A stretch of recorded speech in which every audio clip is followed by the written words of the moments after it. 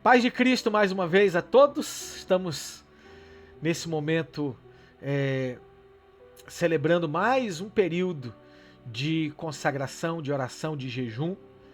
E é bom demais. É bom demais estar aqui. Olha que eu fico esperando esse momento, né, ansioso para poder compartilhar com vocês, orar com vocês, interceder com vocês. E eu tenho certeza de que, da mesma forma que tem sido bênção na minha vida, tem sido bênção na vida de todos vocês. E louvo a Deus por neste dia do meu aniversário, poder estar fazendo o que eu mais gosto, que é orar, interceder e compartilhar a palavra de Deus. Amém? E nós estamos meditando, né, na série que a gente chama Um Passo de Cada Vez, essa série que nos apresenta todas as parábolas de Jesus. Vamos passear por todas as parábolas nesse dia, nesse tempo, né?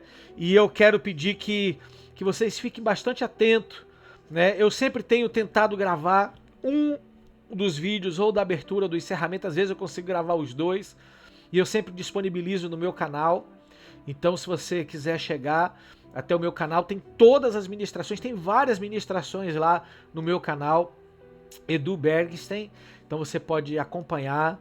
E também, se você foi edificado, for abençoado com alguma daquelas palavras, e Deus fazer você lembrar de alguém, compartilha, envia para alguém esse material, tá lá para abençoar, tá lá para edificar mesmo, né, essas pessoas. E nas últimas 2 semanas, por que eu estou falando nas últimas 2 semanas? Porque eu estou falando de um conjunto de parábolas que está no livro de Lucas, capítulo 15. É um conjunto de parábolas e todas elas praticamente encerram da mesma forma. A alegria de alguém que encontrou algo que estava perdido, ou algo que foi perdido foi encontrado, né? Parece a mesma coisa, mas e Jesus falando: assim, da mesma forma, existe uma grande festa no céu quando um pecador se arrepende. Na primeira semana, né, nós vimos a parábola da ovelha perdida. E aquele pastor tinha 100 ovelhas e aquela ovelha no caminho ali se perdeu das outras 99, o pastor não ficou muito atento, mas quando ele contou as ovelhas, ele percebeu que faltava uma. 1% do seu rebanho havia se perdido, né? Mas ele não olhou para ser apenas uma única ovelhinha, eu tenho 99 ainda não. Ele foi em busca daquela ovelha perdida até encontrá-la, e quando encontrou, curou aquela ovelha e colocou ela em lugar seguro, né? Eu costumo imaginar essa parte da parábola, e é claro que a gente não pode limitar, porque o Espírito Santo nos traz diversas lições sempre, mas eu costumo dizer que essa ovelha perdida são as vidas que nós temos que ir atrás, as pessoas que nós temos que buscar, pessoas que precisam conhecer sobre Jesus, familiares que precisam ouvir falar sobre Jesus, né? Porque quando Jesus ele estava pregando e ele olhou aquela multidão, ele disse assim: eu tenho a impressão que essa multidão ela é um rebanho de ovelhas que não tem pastor. Então, a gente olha para o mundo, pessoas necessitadas, pessoas feridas, pessoas magoadas com igreja, pessoas feridas com igreja, e nós temos que ter o coração de pastor. Não um coração pastoral, né, como um dos dons, né, apostólicos, como um dos dons ministeriais, não. Um coração de pastor que vai atrás e se importa com uma pessoa, se importa com alguém e vai buscar essa pessoa até consegui-la trazer de volta e colocar em um lugar seguro. Que você seja esse pastor, que você seja esse evangelista, que você seja essa pessoa que vai buscar as ovelhas perdidas. Mas também a segunda parábola nos conta de uma mulher que tinha 10 dracmas. 10 dracmas. A primeira, o pastor tinha 100 ovelhas, perde uma. Agora a mulher tinha 10 dracmas e ela perde uma. Então agora o percentual aumentou. 10% do que ela tinha foi perdido. 10%. E ela, quando se deu falta daquela moeda perdida, e algo que Deus falou no meu coração semana passada, a moeda não se perde sozinha. Então ela perdeu a moeda dentro de casa. E aí nós podemos entender que existem áreas em nossa vida que simplesmente nós perdemos. E nós temos que reencontrar essas áreas, esses dons. Muitas vezes a gente precisa reencontrar a nossa comunhão com Deus, reativar essa comunhão com Ele. E isso é muito importante, porque não adianta você ter 9 dons, não adianta você ter inclusive dons do Espírito Santo sobre a sua vida, porque ele diz que os dons são irrevogáveis. Preste atenção nisso. A palavra de Deus diz que os dons são irrevogáveis. Uma pessoa que recebeu o dom de cura, ela pode continuar ministrando a cura sobre a vida de pessoas, mas ter perdido o principal dom, que é a salvação. Então ela se sente enganada pelos 9 dons que ela tem, por todos os talentos, por tudo aquilo que ela faz no reino, mas ela perdeu a comunhão com o Senhor. Isso é muito importante, querido. E quando o Espírito Santo nos faz mostrar que essa área de nossa vida está rompida, não é pelo que você faz, mas é pelo como você se relaciona com Deus, como é a sua intimidade com Deus, como é a sua caminhada com Ele. Isso é muito importante. Então nós temos que fazer como Paulo nos diz: examine-se, pois, o homem a si mesmo. Olhe para dentro de você, faça uma análise pessoal, faça uma busca pessoal de áreas na sua vida que você precisa de cuidado, de áreas na sua vida que você precisa reativar diante do Senhor, e faça isso sem demora, né? Sem demora. Porque Jesus disse em Apocalipse 3, eis que venho sem demora. Preste atenção. Eis que venho sem demora, guarda o que tens, para que ninguém roube a sua coroa. Então ele manda guardar. Se a moeda foi perdida, se a dracma foi perdida porque não estava guardada, e ocasionou que ela se perdeu. Então, guarda o que tens, para que ninguém tome a sua coroa. Hoje, o contexto ele é um pouco diferente, porque não é uma ovelha que se perdeu, não é uma dracma que se perdeu, e ele fala sobre um filho. E aí, a partir do verso 11, um certo homem tinha 2 filhos. O mais moço deles disse ao pai: pai, dai-me a parte dos meus bens que me pertence. E ele repartiu por eles a fazenda. Ele tinha 2 filhos, repartiu os bens entre os 2 filhos. Em poucos dias, o filho mais novo, ajuntando tudo, partiu para uma terra longínqua e ali desperdiçou todos os seus bens, toda aquela herança ele desperdiçou, vivendo dissolutamente. E havendo ele gastado tudo, houve naquela terra uma grande fome e começou a padecer necessidade. E foi e chegou a um dos cidadãos daquela terra, a qual o mandou para os seus campos apacentar porcos. E desejava encher o seu estômago com bolotas que os porcos comiam, e ninguém lhe dava nada. E tornando em si, ele disse: quantos jornaleiros do meu pai, quantos trabalhadores do meu pai, em outra versão diz, têm abundância de pão, e eu aqui perecendo de fome. Levantar-me-ei e irei ter com meu pai, e dir-lhe-ei: pai, pequei contra os céus e perante ti, já não sou digno de ser chamado teu filho, faze-me como um dos teus jornaleiros. E levantando-se, foi para seu pai. E quando ainda estava longe, viu seu pai e se moveu de íntima compaixão, e correndo, lançou-se-lhe ao pescoço e o beijou. E o filho disse: pai, pequei contra os céus e perante ti, já não sou digno de ser chamado teu filho. Mas o pai disse aos servos: trazei depressa a melhor roupa e vestilho, e ponde-lhe um anel na mão e alparcas nos seus pés. Trazei o bezerro cevado e matai-o, e comamos e alegremo-nos, porque esse meu filho estava morto e reviveu, tinha se perdido e foi achado. E começaram a se alegrar. Eu vou só ler até aqui hoje, e amanhã a gente tenta meditar na parte B desse trecho, que também é muito importante, também tem muitas lições. Então, Primeira história, 100, uma se perdeu, 1%. Segunda história, a mulher tinha 10 dracmas, perdeu uma, 10%. Agora, um pai tinha 2 filhos e ele perde um, entre aspas. Tinha 2 filhos e um daqueles filhos decidiu sair da casa do pai. Decidiu, no seu coração, não conviver com seu pai. Decidiu no seu coração abandonar a casa que lhe alimentava, a casa que lhe protegia, a casa que lhe dava segurança, a casa que lhe dava direção, a casa de bênção da vida dele. E ele falou assim, eu posso viver do jeito que eu quiser.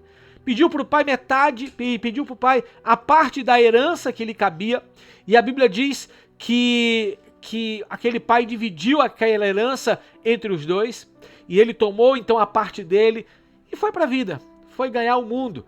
Então o versículo que eu destaco aqui, né, é esse versículo aqui, o versículo 13, o versículo 12, perdão, e ele diz, pai, dai-me a parte dos meus bens que me pertence. Dá-me as partes dos meus bens que me pertencem. Querido, eu estava analisando, eu estava pensando sobre esse versículo hoje, estava pensando sobre esse trecho. Muitas vezes a nossa relação com Deus, ela só vem até aqui, ó. Nós chegamos dia após dia diante de Deus com uma lista de pedidos, com uma lista de desejos, com uma lista de necessidades, com uma lista diante de Deus. Assim como esse jovem, que a gente chama ele de pródigo porque ele é um gastador incompulsivo, esse é o significado do nome pródigo. Então, e nós muitas vezes chegamos diante de Deus, Senhor, me dá, Senhor, eu preciso, Senhor, tu sabes, você sabe como eu preciso. E algumas vezes a gente também usa a Bíblia, né? A gente usa até a Bíblia para falar com Deus. E a gente fala com Deus e diz para Deus, Deus, tu sabes, hein, Deus? Tu sabes que eu preciso disso, tu sabes que eu estou necessitado disso. Senhor, tu sabes, a gente usa a Bíblia, tá escrito lá na tua palavra, né? E a gente mostra para Deus, inclusive a Bíblia, porque a gente acha que ele deu uma esquecida na Bíblia, né? Deus às vezes esquece aquilo que ele falou, que ele prometeu, a gente precisa dar uma lembrada para ele. É verdade que isso acontece ou não? A gente chega diante de Deus, Senhor, me dá. Senhor, eu quero. Senhor, meu trabalho. Senhor, eu preciso de uma casa, um carro. Senhor, abre as portas, minhas contas, minhas finanças. Senhor, eu quero. Senhor, eu preciso. Senhor, saúde. Senhor...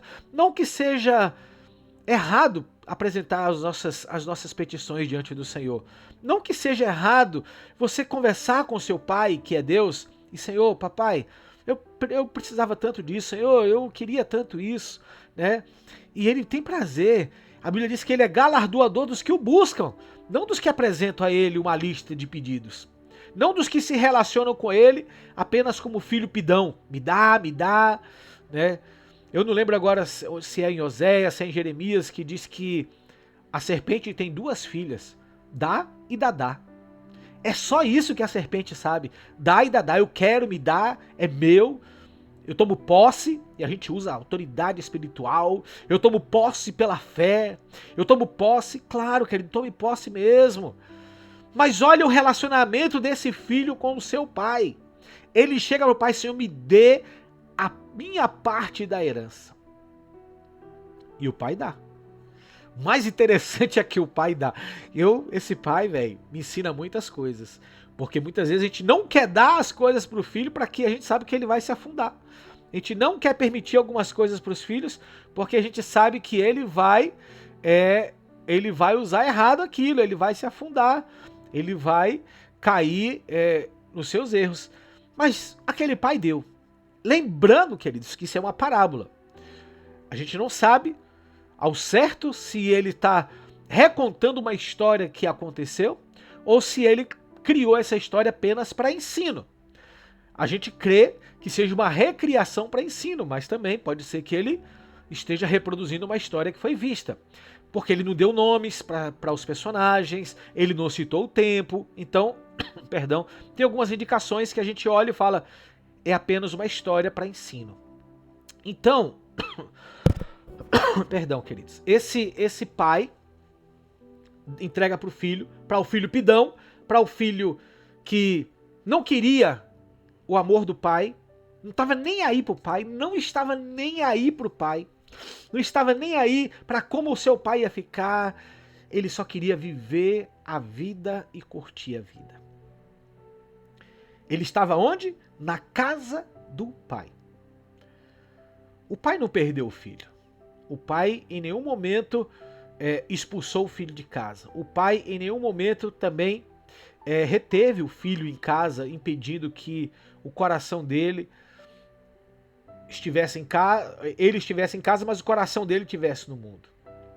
Muitas vezes é necessário e a gente não entende.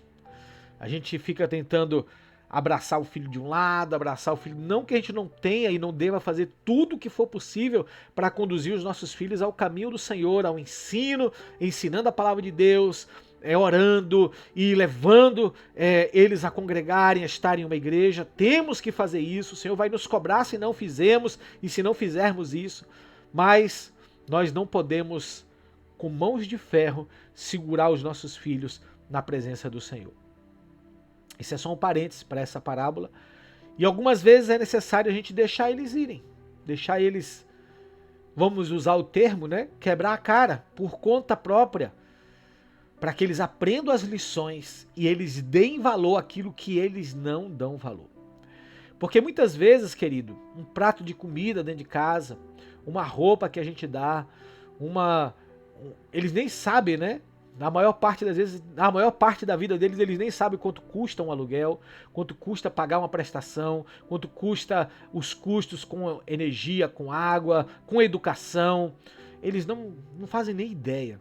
E a única coisa que eles querem é viver e viver dissolutamente, curtir a vida. E muitos acabam se afastando desse lugar. Um lugar de proteção. Um lugar de cuidado. E foi o que aconteceu com o jovem dessa parábola. A Bíblia diz então que ele, pegando a sua herança, ele vai para uma terra distante, ele vai para onde quis, se afastou bem longe da casa do pai, não deu notícia, não falou nada. Naquela época, com certeza, não tinha WhatsApp, não tinha rede social, não tinha nem como o pai acompanhar o que o filho estava fazendo, aí nem que fosse para chorar por ele, né? Aqui tem tudo rastreador, a gente acompanha os filhos da gente. Nosso filho tá aí na Bahia, a mãe fica aqui assim, tá na casa da noiva. Ó, ele saiu, ó, aqui é o shopping, né? Ele tá aqui, então ela fica rastreando, fica. Né? Isso aí é o coração de mãe. Mas naquela época não tinha. E o filho gastou tudo, e você encontra amigos quando você tem.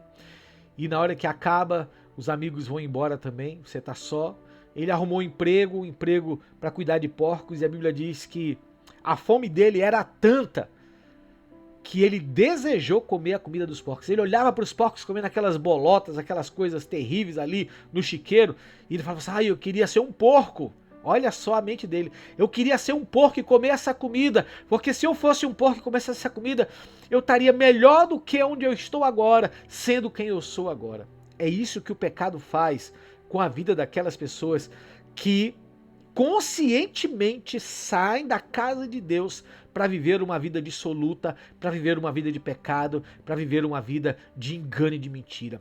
Elas param em um lugar onde elas preferem muitas vezes ser um porco em um chiqueiro e comer aquelas bolotas.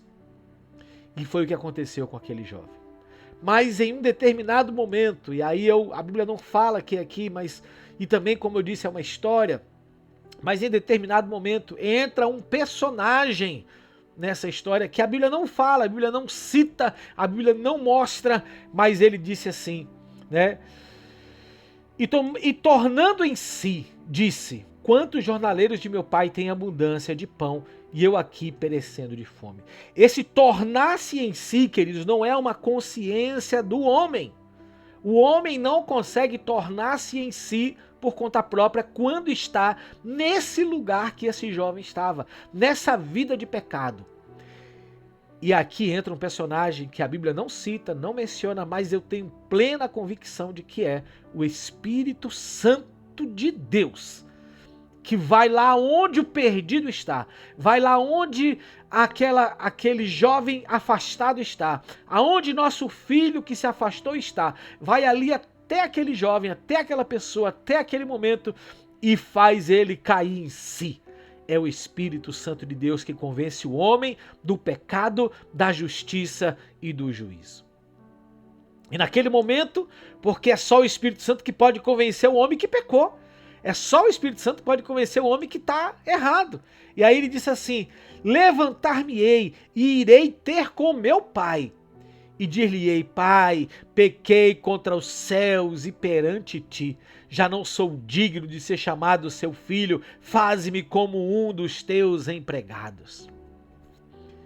O Espírito Santo trabalhou no coração desse jovem. E ele toma uma decisão. Eu vou voltar para a casa do pai. E é claro que muitas vezes a gente aponta, ele voltou para a casa do pai não porque ele amasse o pai, ele voltou para a casa do pai não porque ele desejasse o pai, porque ele tivesse não, porque ele estava com fome. Queridos, é o Espírito Santo que convence. O Espírito Santo vai trazer de volta aquilo que se afastou, não porque ele está com saudade, não interessa, é o Espírito Santo que gera essa fome dentro das pessoas que se afastam. É o Espírito Santo que gera essa fome dentro de nós quando nós nos afastamos, que nos faz cair em si dos nossos erros, do nosso orgulho, do nosso pecado. É o Espírito Santo que trabalha na minha, na sua vida e faz: olha, você não devia ter dito aquilo, você não devia ter feito aquilo. E a gente cai em si, a gente diz: Pai, pequei, Senhor, eu pequei, eu reconheço. E esse jovem tinha um discurso que veio ao coração dele. Eu vou dizer para meu pai: Pai, eu pequei contra os céus e contra ti. E ele tinha ciência que ele não tinha mais direito de ser chamado filho. Por quê? Porque ele se afastou. Ele pediu a herança dele, tomou a herança e gastou. Então ele riscou o nome dele da herança do pai, da vida do pai. Então ele falou assim: eu sei que eu não tenho mais direito de ser filho, eu sei que eu errei, eu sei que eu pequei, mas eu vou chegar até meu pai, porque eu sei do coração que ele tem, eu sei como ele trata os seus funcionários, e eu vou pedir um emprego para ele, porque olha, eu perdi o direito de ser filho, eu estou consciente disso, mas eu vou pedir para ser um trabalhador, um servo do meu pai. E ele faz o caminho de volta, ele percorre todo aquele caminho de volta, eu creio que humilde, eu creio que sensível, saiu de casa dizendo: Pai, dai-me tudo que é meu, dai-me a minha herança. E agora ele volta humilde diante do seu pai. Em vez do discurso dele: Pai, me dá um emprego, ele muda o me dá por faz de mim, faz de mim. E é esse o nosso discurso que nós temos que ter diante do Senhor todos os dias. É isso que tem que mudar em nossa oração. É isso que nós temos que converter em nossa oração. Nós não temos que orar e dizer: Senhor, me dá. Nós temos que orar e dizer: Senhor, faz de mim. Senhor, faz de mim um instrumento nas tuas mãos. Senhor, faz de mim um servo na tua obra. Senhor, faz de mim conforme a tua vontade. Senhor, faz de mim conforme o Senhor quiser. Senhor, faz de mim um vaso de bênção. É isso que tem que mudar em nossa oração.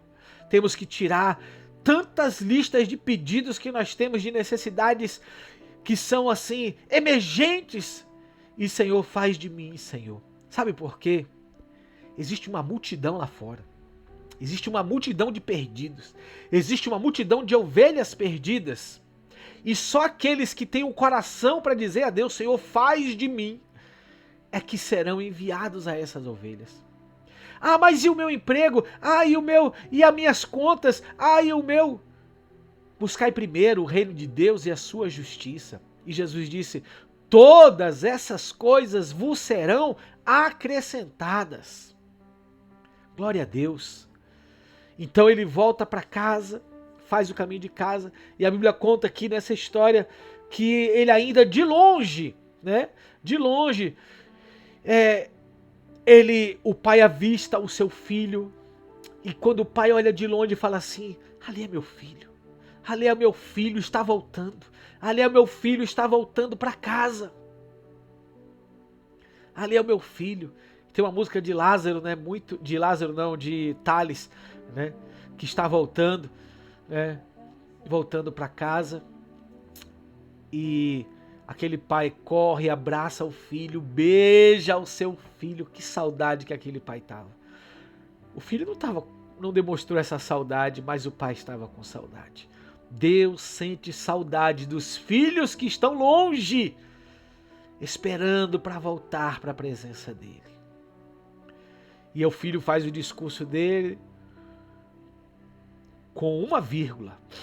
O filho diz para o pai: pai, pequei contra os céus e contra ti. O filho faz tudo o que planejou ali. Olha, eu vou chegar, quando encontrar meu pai, eu vou dizer: pai, vou pedir perdão a ele, vou pedir perdão, eu sei que eu errei. Ele preparou o discurso, ele chega e ele começa o discurso dele: pai, pequei contra os céus e contra ti. Ele reconhece que usou da sua herança indevidamente, e ele diz: não sou digno de ser chamado seu filho. Ele reconhece isso, mas o pai não deixa ele completar a frase. Observe isso, o discurso dele tinha uma frase a mais: faz-me um dos teus empregados, faz de mim como um dos teus empregados. O pai não deixou ele completar essa frase. Sabe por quê? Porque quando nós nos arrependemos, quando a gente chega diante de Deus com o coração arrependido, com o coração quebrantado, dizendo: Senhor, eu pequei, Senhor, eu não mereço, Senhor, ser chamado teu filho, Senhor, eu reconheço o meu erro, e você vai dizer: faz de mim. Não é você que decide o seu destino. Se você está voltando, se você está se reconciliando, quem diz quem você é, não é você quem diz quem você é. Quem diz quem você é, não é o mundo que diz quem você é. Quem diz quem você é, como nós vamos ver amanhã, não é o seu irmão mais velho que diz quem você é, ou outros irmãos na igreja, quem diz quem você é. Quem diz quem você é Jesus. Quem diz quem você é o Pai. E o Pai te chama de filho, o Pai te abraça, o Pai restitui autoridade sobre a sua vida, o Pai coloca anel no seu dedo, que é o sinônimo da autoridade, o Pai coloca uma capa nova, uma veste nova, que é sinal de honra, ele devolve a honra que foi perdida, e o Pai coloca uma sandália nos seus pés, porque só os filhos usavam calçado, os servos andavam descalço, e ele diz: você é meu filho, com todas as bênçãos, com todos os direitos, vamos nos alegrar, vamos festejar, porque esse meu filho estava morto e reviveu, estava perdido e foi encontrado. Louvado seja o nome do Senhor. É isso que Deus tem para mim e para você. Claro que quando a gente erra temos que ter um coração quebrantado e se arrepender, mas quem continua dizendo quem você é o Pai. E ele sempre vai te chamar de filho. O Pai não permitiu que ele dissesse: eu quero ser um empregado. Não, o Pai não permitiu. Sabe por quê? Você é filho, e filho senta na mesa como filho. Filho come como filho. É esse lugar que você tem e que você precisa aceitar, porque muitas vezes a gente não aceita. Não, eu vou ser só um jornaleiro. Não quero não. E aí é o tal orgulho santo, né? Tão santo, mas tão orgulhoso. Não, eu não quero. Querido, aceite o que Deus quer fazer na sua vida. Aceite o momento de honra que Deus quer te dar. Claro que você devolve para ele a glória, claro que você devolve para ele toda a honra, porque ele que é digno de toda a honra, de toda a glória. Mas nós precisamos receber e aceitar que somos filhos e filhas de Deus, filhos e filhas amadas do Senhor. Quando nós nos convertemos, quando nós mudamos a nossa rota, mudamos o caminho e voltamos para o lugar certo, somos chamados de filhos e filhas de Deus. Que essa palavra ecoe no seu coração. Que essa palavra venha abençoar a sua vida e que você tome posse desse lugar. Filhos e filhas de Deus. Deus te abençoe em nome de Jesus. Amém?